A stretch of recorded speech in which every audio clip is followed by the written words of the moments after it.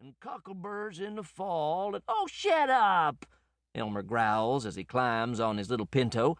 "I'm coming back to the old griddle, and I don't care what you half-wits say." "By the way," called Harry as he put his hand in his pocket, "how are you fixed for money, Elmer?" Elmer's face lit up like the sunshine coming through the rain. "Well, that's mighty kind of you, Harry," he says, "and to tell the truth, I ain't got but $4.37.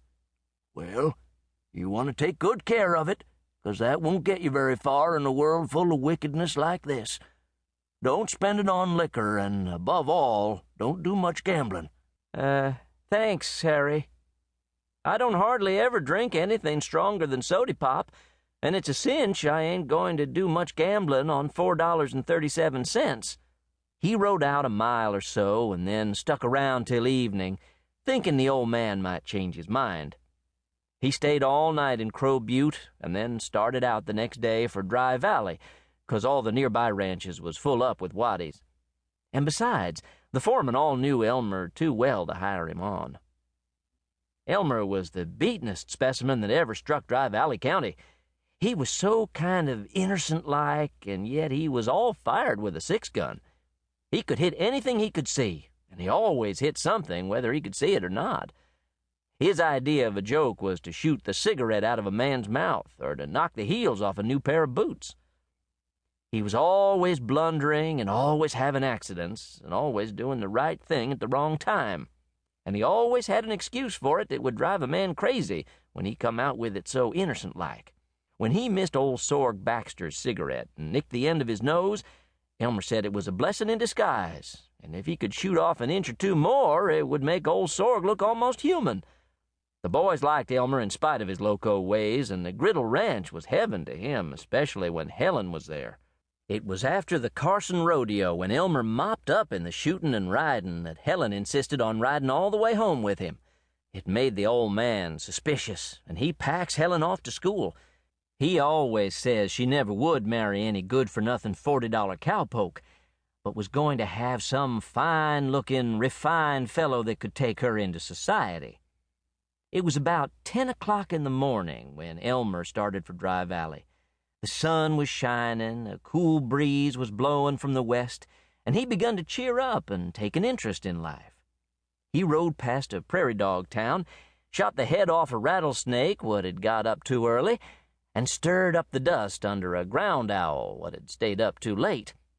Then he began to sing, and if he hadn't been making so much noise, he might have heard some shooting just around the hill.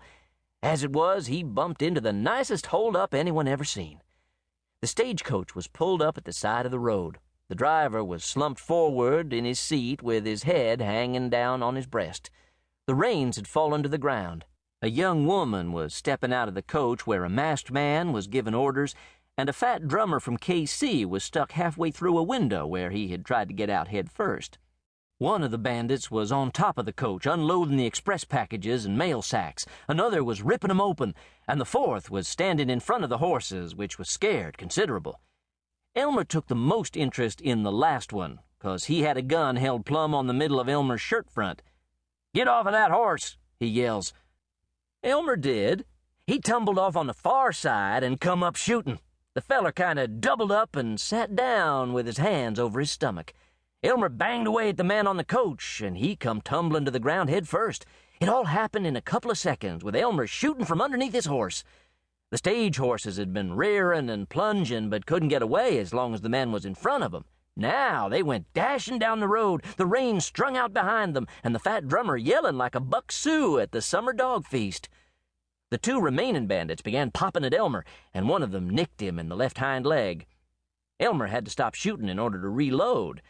He had a vague sort of notion about identifying the bandits, and noticed one of them was wearing yeller chaps and the other had on a big gray Stetson. Yeller Britches reached his horse and then come charging up, leading the other cayuse, which Gray Hat climbs on. Elmer began shooting again, and Gray Hat reeled in the saddle. Then he dashes in and scoops up the woman and holds her in front of him for a shield, while the other man rides away. Elmer couldn't shoot at the man and was too dang chicken-hearted to shoot the horse, so all he could do was lay there and cuss while the bandit backed away slow-like with the woman.